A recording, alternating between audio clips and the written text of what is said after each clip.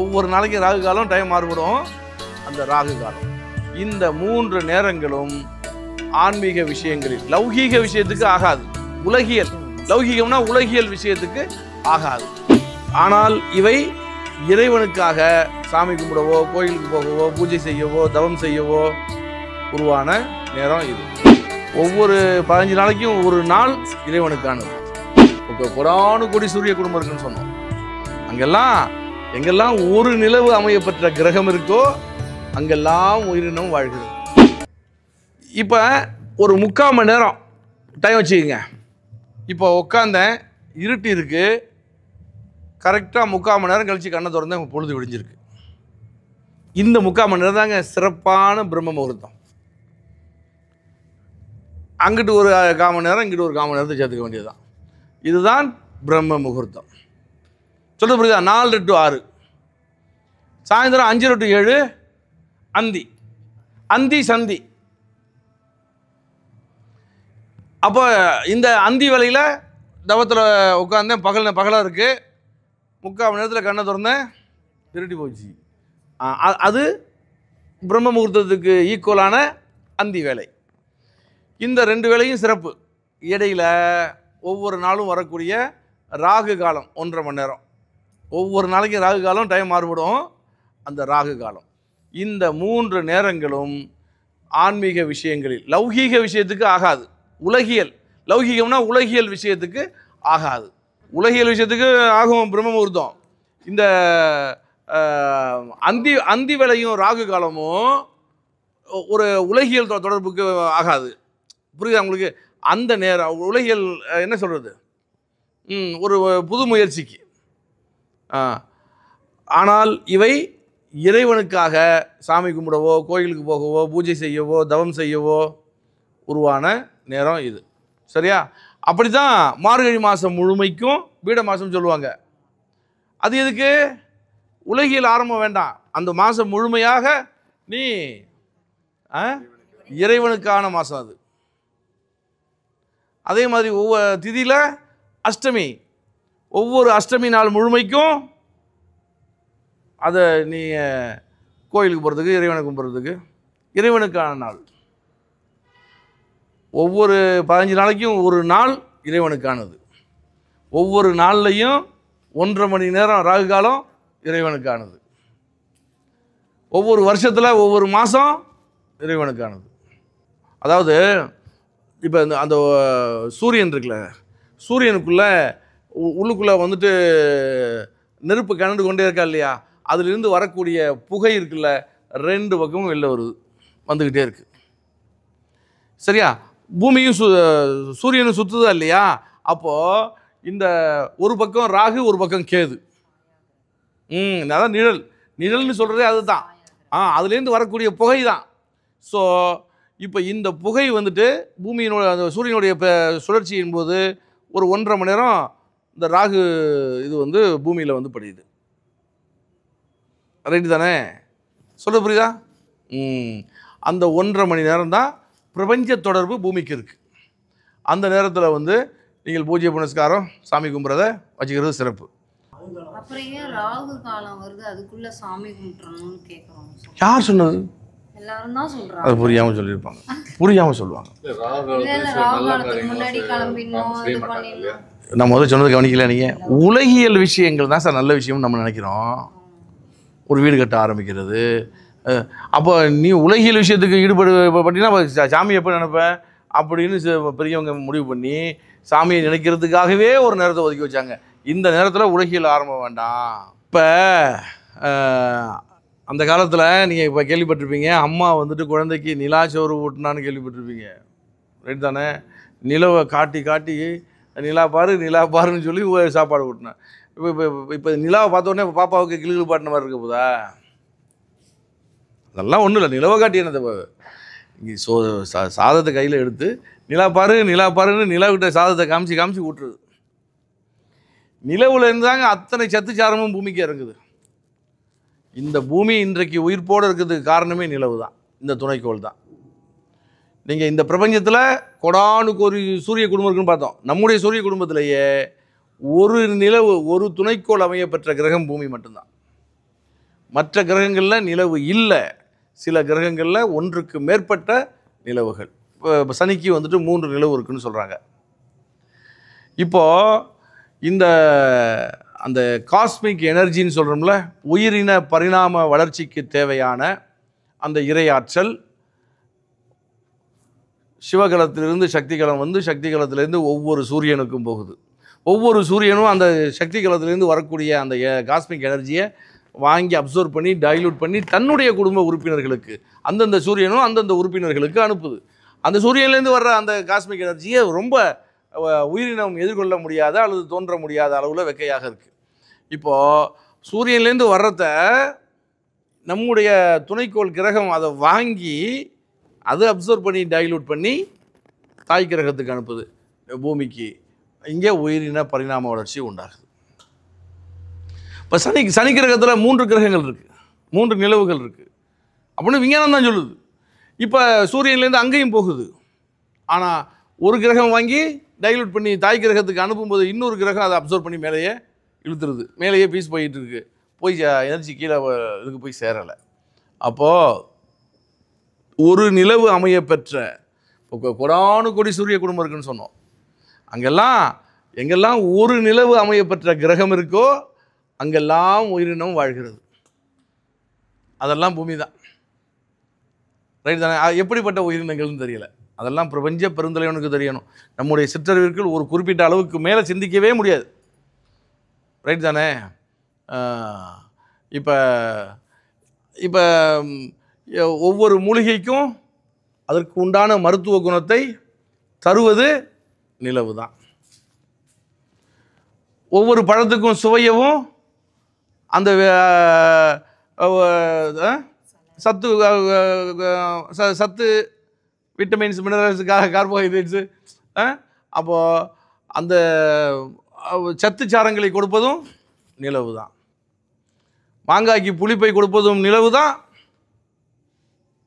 ஆப்பிளுக்கு இனிப்பை கொடுப்பதும் நிலவு தான். எல்லாமே நிலவிலிருந்து இறங்குறது தான். இங்கே என்னது அமிர்தம், அதாவது உயிரை பேணி காக்கக்கூடிய, உடலை பாதுகாக்கக்கூடிய விஷயம் அமிர்தம். அந்த அமிர்தத்துக்கு உண்டான சத்துச்சாரமும் நிலவிலிருந்து தான் வரணும். விஷத்துக்கு உண்டான விஷமும் நிலவிலிருந்து தான் வரணும். எல்லாம் A to Z அங்கேருந்து தான் வருது. அப்போ ஒவ்வொன்றுக்கும் தனித்தனியாக இல்லை, அந்த விகிதாச்சாரம், அந்த பரமாணுக்களுடைய விகிதாச்சாரம் எந்த அளவுக்கு இருக்கோ அதற்கு தகுந்தவாறு ஒன்று புளிக்குது, ஒன்று இனிக்குது. நான் சொல்கிறது உங்களுக்கு புரியுதுன்னு நினைக்கிறேன்.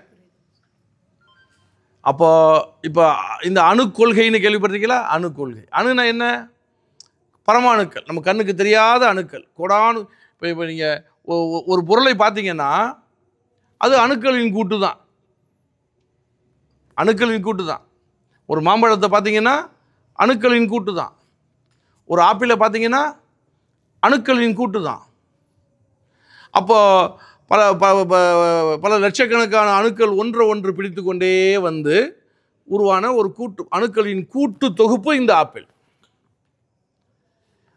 சரி, இந்த பல லட்சக்கணக்கான அணுக்களின் கூட்டு தொகுப்பு இந்த மாம்பழம். ஆனால் இது ஒரு டேஸ்ட்டாக இருக்குது, இது ஒரு டேஸ்ட்டாக இருக்குது.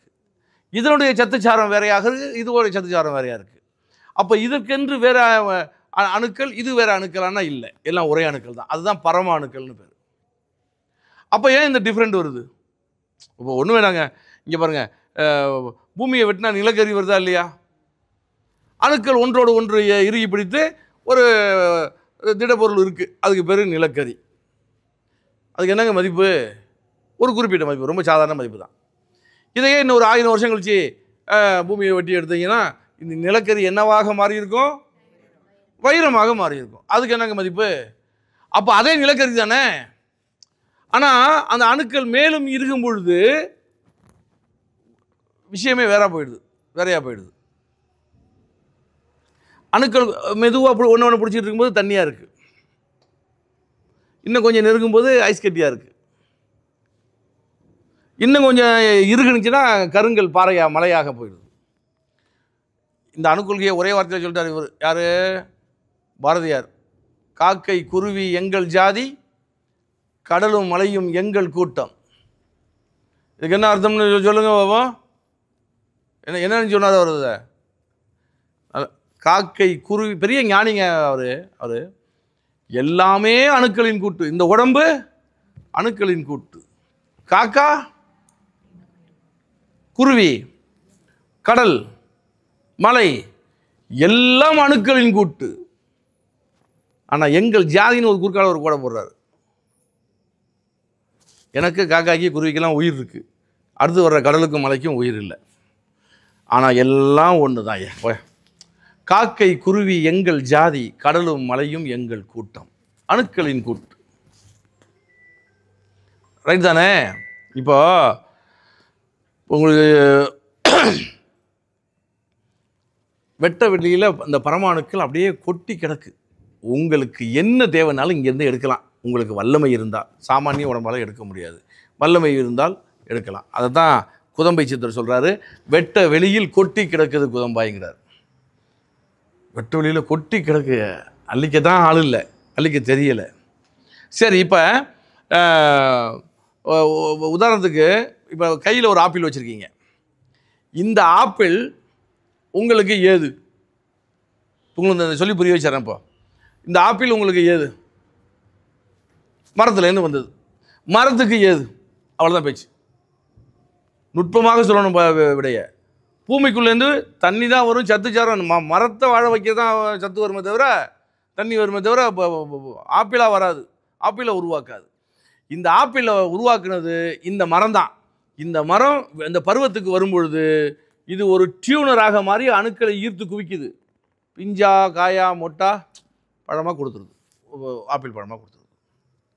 இப்போ இது அணுக்களை, கண்ணுக்கு தெரியாத பரமாணுக்களை ஈர்த்து குவிச்சு இப்போ ஆப்பிள் பழமாக கொடுத்துட்டு, இப்போ இதை நீங்கள் ஒரு பொட்டல் காட்டில் ஒரு லாரி நிறையா காஞ்சி போன விறகு கட்டியில் கொண்டு வந்து கொட்டி நிறைய பெட்ரோலையும் ஊற்றி விட்டு அதுக்குள்ளே இந்த ஆப்பிளையும் போட்டு கொளுத்தி விட்டுருவோம்.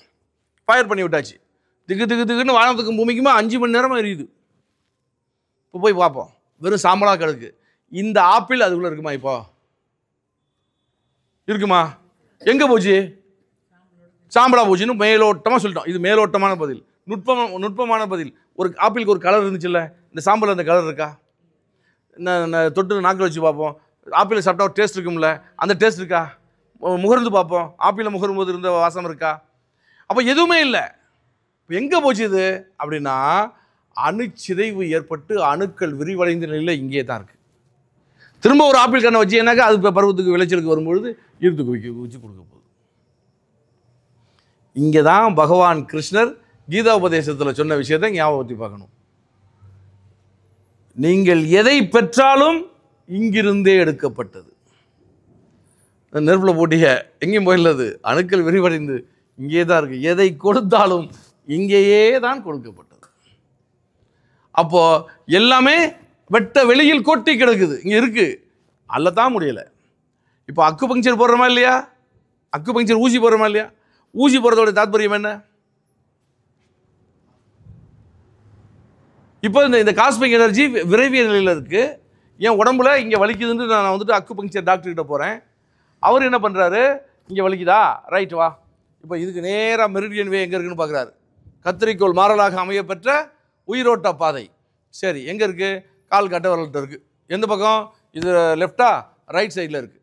ரைட்டு. அங்கே என்ன பாயிண்ட் இருக்குது? புளிமுத்து வர்மம். போடு, அங்கே ஒரு பின்னை போட்டுருவார். அவ்வளோதான். ஒரு 5 நிமிஷம் கழிச்சு எடுத்துருவார்.